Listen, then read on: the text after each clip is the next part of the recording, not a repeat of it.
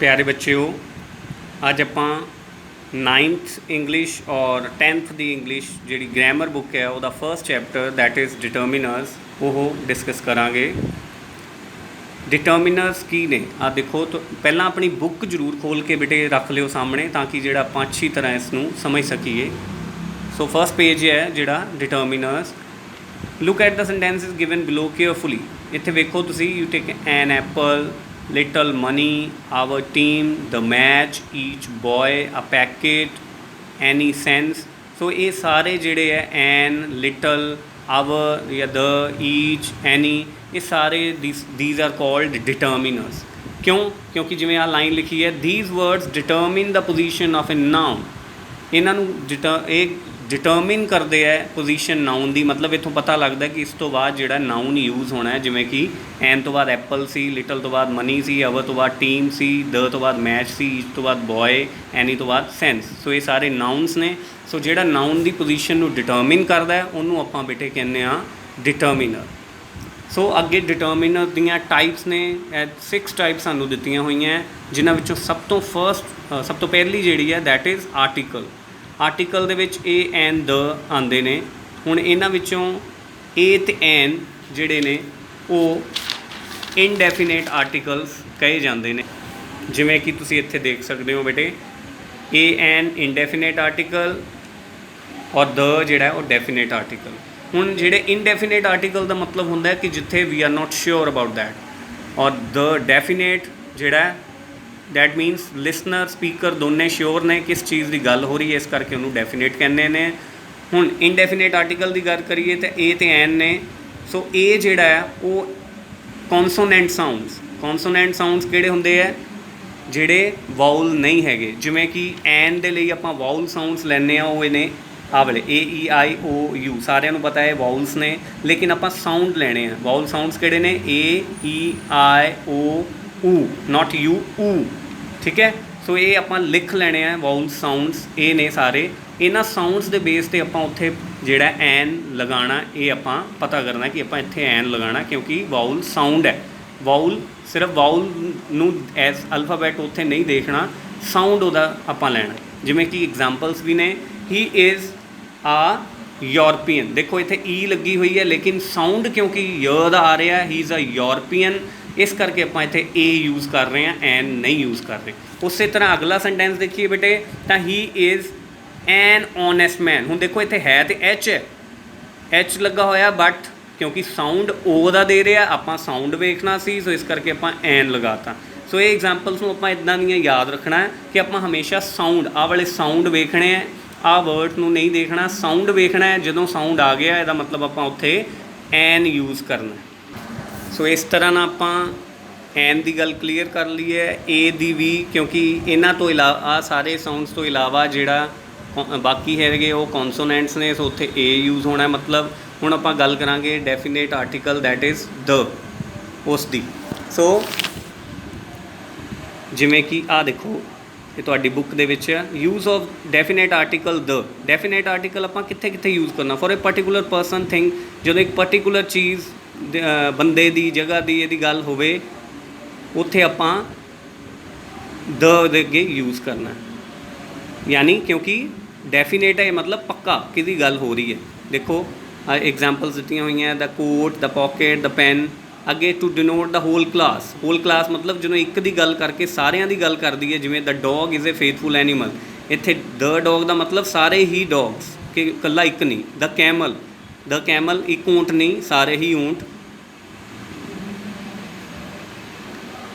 अगे है before comparatives. Comparative मतलब कंपैरेटिव डिग्रीज जिहड़ियां यूज़ करते हैं, जिन्होंने एक सेंटेंस च 2 बारी कंपैरेटिव डिग्री यूज़ करांगे। The higher you go the cooler it is, तो दोनों के अगे द आ जाएगा, ठीक है।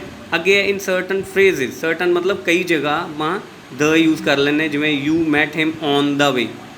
ऑन द वे यानी कि जोड़े फ्रेज अपने यूज़ होंगे, ऑन द वे हो गया, ऑन द रूफ हो गया, इदां के फ्रेजिज जोड़े उन्होंने भी आप जोड़ा द नूं यूज़ करना है। उस तो बाद आ गया before words indicating number, weight and measure. मतलब जदों तोलन वाली चीज़ आ गई, नापण वाली, वो अगे भी, जिमें cloth is sold by the metre, metre नाल बेचते हैं ना कपड़ा, इस करके the. Oranges are sold by the dozen, मतलब दर्जन के हिसाब नाल, सो द लग गया उत्थे। अगे before words denoting well known historical events, मतलब पुरानियां जो गल्लां बीत चुकियां कोई नोन ने बड़ियां मशहूर ने, the French revolution, the partition of India, उन्हां दे अगे आपां द लगा के गल करनी है।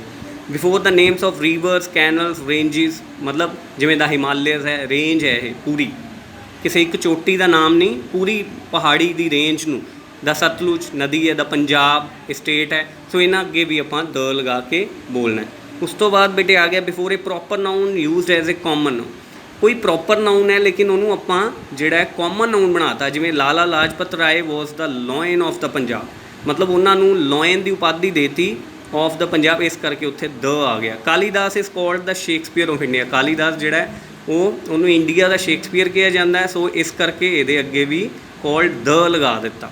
क्यों? क्योंकि वो प्रॉपर नाउन है लेकिन उन्होंने कॉमन नाउन बनाया गया इस करके। इस तो बाद to give superlative force to noun, superlative force to noun मतलब एक नाउन नूं जिहड़ा है सुपरलेटिव बनाना होवे, जिवें डिग्रीज हुंदियां साडियां, he is the professor. Professor मतलब कि जिवें कोई तुहाडे विचों बच्चा ही होवे कि आपां उहनूं कहीए ओह तां प्रोफैसरां वांगू गल करदा है, सो उहदे लई the professor, he is the professor, वो हैगा नहीं है लेकिन तुसीं उहनूं बनाया है, तुसीं उपाधि दित्ती है, इस करके वो द आ गया। ठीक है बेटे, इदां दे सेंटेंस। उस तो बाद है before high titles of honour, मतलब किसी को ऑनर दिंदे आ, the great Caesar, the honourable minister, उदों अगे द लगता है। Then before the names of communities, nations and commissions, कोई कम्यूनिटी यानी जिवें the Hindus, the Sikhs, the Muslims वो हो गए, द इंग्लिश कोई नेशन होगी, द सरकारिया कमीशन, कोई कमीशन गठित कर दी है सरकार, जिवें उहदे अगे द आ गया। अगे before unique objects and objects of strength, unique objects मतलब जिन्होंने आप कहने इको ही है अपनी धरती उत्ते, the moon, the sun, the earth, the sky, ये सारे अगे द। बिफोर ऑर्डिनल्स जिमें the third prize, the second son, first second third fourth, ये सारे अगे द। फिर before the organs of the body, the head, the heart, इन्हें अगे। Before a thing which stand for the agent और the thing associated, मतलब जिमें आ सेंटेंस है the pen is mightier than the sword, इत्थे पेन का मतलब है वो लोग जिहड़े लिखते हैं कलम नाल, उन्हां नूं पेन इज़ माइटियर, मतलब जिवें आम तौर पर कहने हैं कलम जिहड़ी है वो तलवार नालों भी ताकतवर हुंदी है। ठीक है, सो ये दोने जिहड़े एज ए एजेंट और या थिंग्स एसोसीएटेड का काम करते, इस करके इत्थे द लगाया बेटे आपां। फिर before an adjective to make it a noun in the plural, मतलब कोई एडजेक्टिव है उन्होंने नाउन बनाने के लिए प्लूरल दे विच, जिवें द रिच, रिच हुंदा है एडजेक्टिव वैसे, must help the poor, so the दोनों पुअर दे अगे भी और रिच दे अगे भी, मतलब क्योंकि उन्होंने नाउन बनाया, क्यों रिच का मतलब सारे अमीर, तो द पुअर का मतलब सारे गरीब, कि उन्होंने हेल्प करन, इस करके दोनों अगे द आ गया। Then before an adverb in such sentences है, एडवर्ब दे जदों कि कुछ इदां दे सेंटेंस होण, the more they get, the more they want, मतलब दो बारी जदों आपां एडवर्ब यूज़ किए दोनों अगे द लगाता, the more they get, the more they want. उस तो बाद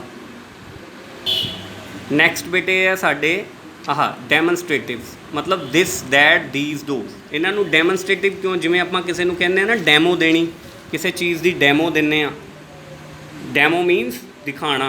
सो जिमें आ सेंटेंस है this is my book, this का मतलब जो इत्थे नेड़े पई है, and that is your book जिहड़ी दूर पई है, सो दिस नेड़े दैट, सो ये सिंगुलर ने दोनों, और वही जो प्लूरल सेंस में यूज़ करिए तो इत्थे दीज आ जाएगा, these are my books, those are your books. ठीक है, सिंगुलर प्लूरल, सिंगुलर लई दिस ते दैट, ते प्लूरल लई दीज ते दोज, सो इन्हों आप कहने डैमनस्ट्रेटिव जिहड़े दसन चीज़ ओ वाली या आ वाली।